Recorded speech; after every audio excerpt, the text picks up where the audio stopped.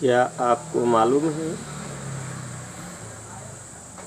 हुदहुद किस चिड़िया का नाम है? दरअसल हुदहुद इजराइल का राष्ट्रीय पक्षी है। हुदहुद इजराइल देश का राष्ट्रीय पक्षी है। साल 2008 में 1,55,000 लोगों के बीच में किए गए सर्वेक्षण के बाद तत्कालीन इजरायली राष्ट्रपति शिमोन पेरेज ने देश की 60वीं सालगिरह पर इसे राष्ट्रीय पक्षी घोषित किया था। कहा जाता है कि यह पक्षी यहूदियों और मुसलमानों के पैगंबर हजरत सुलेमान के दूत के तौर पर काम किया करता था। बादशाह हजरत सुलेमान का कुरान में जिक्र है कि उनके बारे में कहा जाता है कि वह एकमात्र बादशाह थे जिनका हुक्म हवा, पानी, मछली, पशु, पक्षी सब मानते थे। तूफान का हुदहुद नाम तो ओमान का दिया हुआ है, लेकिन हुदहुद चिड़िया हजरत सुलेमान की जासूस चिड़िया भी कही जाती है। बादशाह सुलेमान के सिवा आज का यमन की रानी यानी मलिका बिल्किस के बारे में भी इसी चिड़िया ने खबर दी थी कि वो सूर्य की पूजा करती है।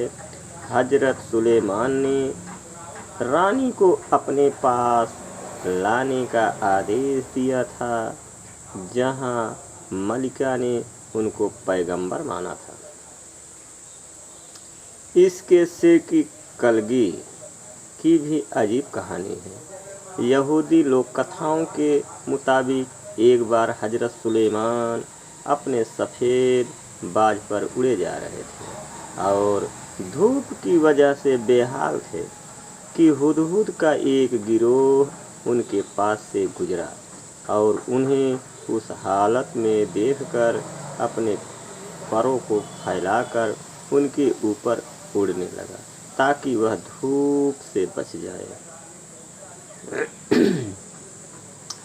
हजरत सुलेमान ने प्रसन्न होकर उन्हें वरदान मांगने को कहा।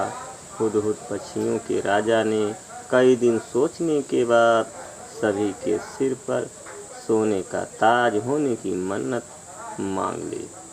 उनकी मांग सुनकर सुलेमान हंस पड़े और कहने लगे, अरे नादान, तूने अपने लिए मुसीबत मांग ली है।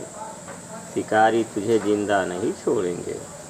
फिर भी उनकी मांग पूरी हुई और वह इस पर इतराने लगे, लेकिन सोने के लालच में शिकारी उनके पीछे पड़ गए, यहाँ तक कि उनकी संख्या बेहद कम हो गई। तो सभी हुदहुद हजरत सुलेमान के पास वापस आए। उनकी मुश्किल जानकर हजरत सुलेमान ने ताज हटाकर उनके सिर पर कलगी दे दी, जिससे उनकी सुंदरता बरकरार रही और उनकी प्रजाति भी बच गई। ये है हुदहुद चिड़िया का इतिहास।